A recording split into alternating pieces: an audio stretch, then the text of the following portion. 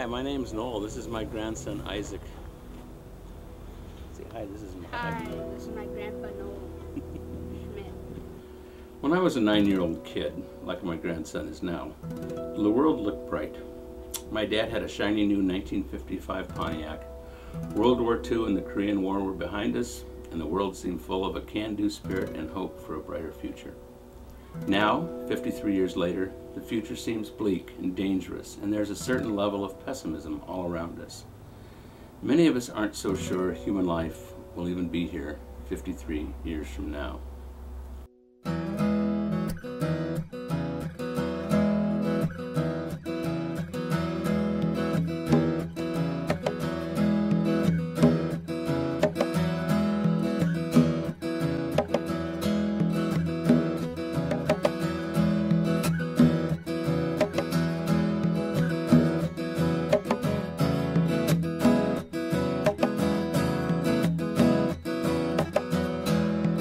The mission of Patchworks is essentially to create an outdoor learning laboratory where students and adults and kids can come and learn ways that we can create a lifestyle that is more sustainable.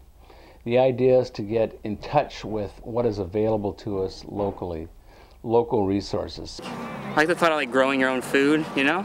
It's like really, it's kind of senseless to go to a store and like pay all that money and stuff when for 99 cents you can buy a sack of seeds and it's like you can plant all this stuff, you know? It's really awesome. I don't know. I like that, and I like just being outside. The most rewarding thing about being on Patchwork's farm is just getting out here and planting. I love to plant and I love to see everything growing.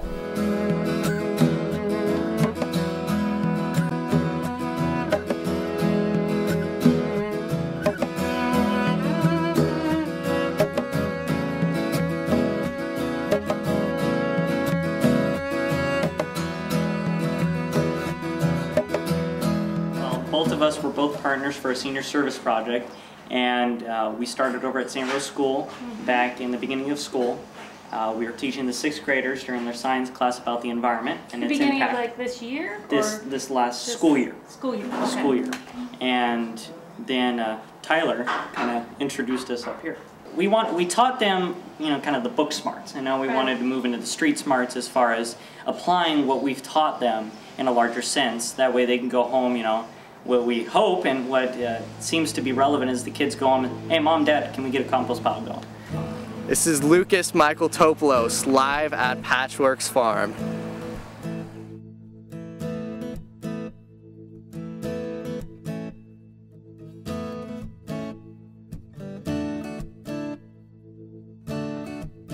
It started my junior year of high school, actually inspired from the seniors before us. They made a biodiesel van, the van right there. And then so me and my friend decided, well, we want to continue this green movement here and we wanted to try to create an ecological learning center. So we decided to install the solar panels over there.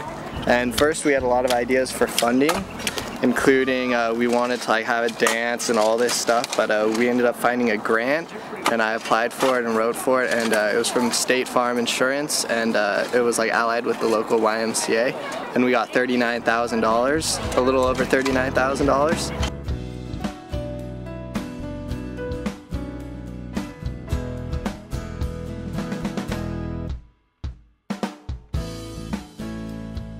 Hopefully we'll get more next year and more next year, and we'll just be able to build upon the program. We really want the Youth Advisory Board to spread out to the community and kind of affect all schools and get the whole entire community involved in it. We were doing this garden, and then I was watching news one night and I saw Michelle Obama working with children planting an organic garden, and I thought, wow, at the White House.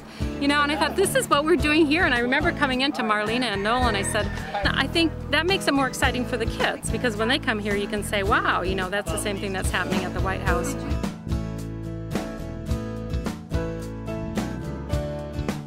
Noel taught me a good lesson when we were talking about service. And I said, Noel, we really want to build in service into our school. You know, how do we do that? And he said, you already are. And I asked him how, and he says, well, you do it every day, because what you What you're doing is you're teaching the children, when they go out and tend the garden, they're serving. When the elder child learns to take care of the younger child, they're serving. And so service actually becomes real. I've been working with service learning for years as a teacher. I always take kids out and then how do you apply that to the curriculum? And now I think we have it backwards. I think we have to start with the farm and then go to the classroom. That's the kind of state of mind we're in. Because right now, as we start in the classroom and then come out to the farm doesn't initially make much sense. It's like an extracurricular activity. And you want to get it so it is not an extracurricular activity, but that it is the people get the sense that we need to learn how to manage our environment or we're going to disappear. La la la la la, we stand on solid ground, on solid ground. La la la la la. I think that we're free here at charter schools to pursue education and the pursuit of knowledge through joy, which so many teachers aren't allowed to because they're forced to follow political mandates, and they're heartbroken about it. I know every teacher that's in a more mainstream school is heartbreaking. That's all I hear is the heartbreak, and they want to be doing this, but they feel their hands are tied. So charter schools are sort of given the chance to show that you can do it through joy and studying life, real things, because, you know, things do stick in your head if you've learned it in a very natural context. When I recall my own life at age 9, during the summer of 1956, I feel somewhat comforted by the fact that the park where I played on a Little League team is still there, and kids are still playing baseball. The great part of this whole thing is that it is all still there. I feel a sense of comfort that comes from a sense of place, of meaning, of roots, of family, of home, and with that comes a deep security that ultimately everything is okay. I wish I could assure my grandson of the same for his life. That's pretty cool. Look at that one down there. In 1956, when I was 9, the world's population was 2.5 billion. Now, our world population is 6.7 billion. When Isaac turns 50, the population is expected to peak at around 9.3 billion. A million tents and trailers will cover the open desert. Your kids will learn again how to build a fire, where to look for water, and the families are bound together now by the fall of all the great cities. Finally to sing out their stories and the histories of hunger and of victories, back into the old gypsy circles where the swaying girls will play out the old rituals. The boys will be delirious but desperate and serious. The chasing will be furious. The drums in the rain are gonna come together howling. The cities are all lost but the circle is found, and it'll tie us together. Ooh, my kind of town. I want us to work with the children growing up in this uncertain time and help them find answers to those serious questions about our prospects. These are the questions we need to insert into our educational system, and these are questions we should make a priority of our time. Patchwork's farm is on a path to foster optimism and reliance on human spirit that has the will to transform itself, to keep life going and create a livable future for our children. Most of my energy comes from a deep emotion to let Isaac know that I did what I could at this stage of my life to keep this beautiful little blue ball still habitable for him and his family.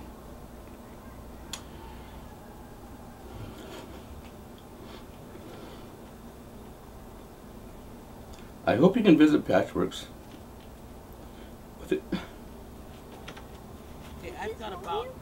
I hope he can visit Patchworks with his own grandchild when he's 62, and that there will still be a lot to live for and people willing to find a way to make it work for everyone.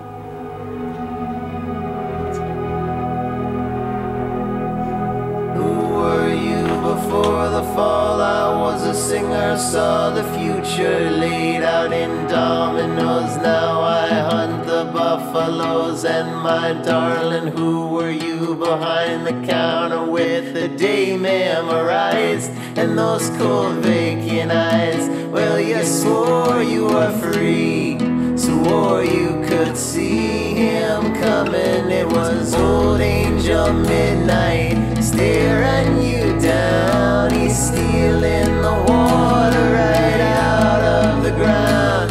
And the news is all true, but the views are unsound. The market is dead and the phone lines are down, but it ties us together. Ooh, my kind of town.